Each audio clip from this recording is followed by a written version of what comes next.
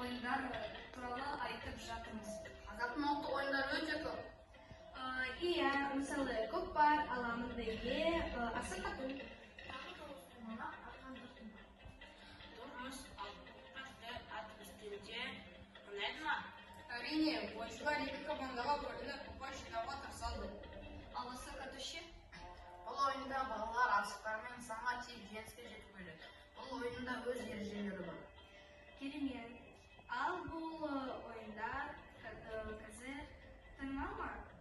Иә, қазірде ұлттық ойындар жиі өткізіліп тұрады. Олар мәдениетін сақтап, жас ұрпақты тәрбиелеуге тырысады. Рахмет, достар!